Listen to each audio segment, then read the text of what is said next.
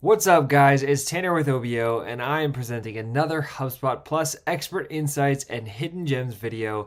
And today we're going to go over conditional logic in forms. Now you can finally put all your prospective clients into different segments based on the forms they fill out. It's available for all the users who have Content Pro and above and Marketing Pro and above. So we're going to go into marketing, and then we're going to go into forms. We're going to go into the new form editor. As you can see here, it's a new form editor. It looks beautiful. It looks really easy and nice to use. So what I'm going to do today is I'm going to walk you through each of these steps here, and the conditional logic will be included. First off, here on the right, we can create multi-step forms, and we can put any type of field inside of this particular section or whatever section we want it to live.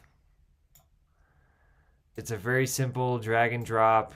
Put things here, put things there. You can move it wherever you want. You can put in check boxes, and these are the questions you can put in, or you can put in actual properties which are tied to the contact. So let's say I want to put what city they live in. I'll put this right here, and that's going to be known as an actual property.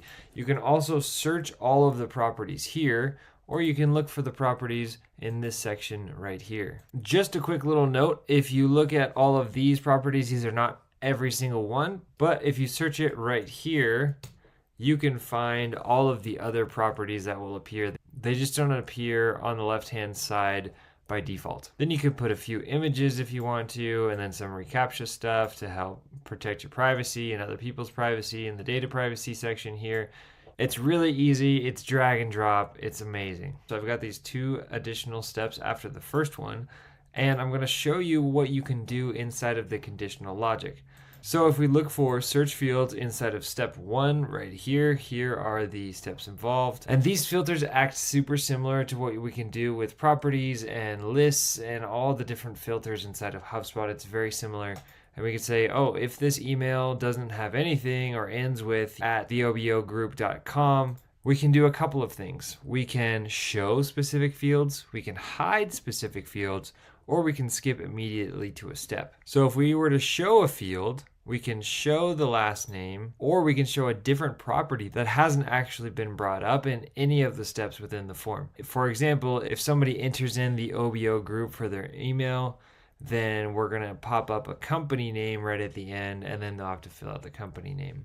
That's an example. Or we can hide specific fields, and on the next step, we're actually going to hide the phone number because we don't need the phone number because we know they belong to the OBO group. Or we can go straight to skip a step. As soon as we're done with step 1, we can go to step 4, skip right ahead, we're done. You can also skip it from different sections in case you want some of it to be filled out, some of it not to. There's a lot of flexibility here. I'll save it, and then I can add another logic if I want to. I can do it based on the same field or different fields. It's super flexible. You can do it off lots of different things, and you can add different groups. So you can do or and. So you can say, oh, I want this email to be the OBO group, and I want it to be Tanner. So only if it's Tanner, we're going to skip right to the end because we don't need his information. So moving on to the layout here, we can see all of the steps involved and which properties and fields belongs to each step. If we click on one of them, we can go in and edit this, and we can connect this to a property if we want for this specific question. And you can also make it required and add a few customizations as well. Moving on to the automation, we can put these directly into the form here, or we can go in and create the workflow afterwards. If you want me to go into these details later, I will. I can do another video on how to create workflows to keep your customers engaged and follow up and have emails and promotions and all that kind of stuff based off workflows. When they submit a form, it automatically just goes in and they're ready to roll.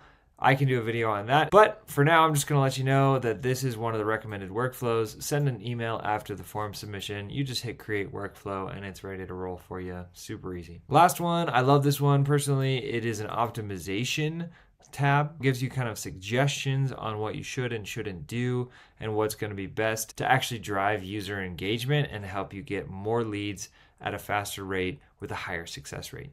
The settings here are pretty self-explanatory. I'm not going to go into crazy detail. Besides the fact that it's usually a good idea to check this box, I don't know why it's not default checked in the first place because it's important once somebody submits a form and they're already in HubSpot. It would be good to know when they sent that form in and let the owner of that contact know, hey, this person just filled out the submission. And once you're done with that, you submit it and upload it, and it's ready to go. You can send that form out to anybody. You can put it in a workflow to email it to your marketing contacts. So that was a little bit about multi-step forms and also the new conditional logic. You guys can make some really in-depth and detailed forms to segment your customers and really get some good feedback. So that was another HubSpot Plus Expert Insights and Hidden Gems video. I'm Tanner. Thanks for tuning in. We'll see you guys next time.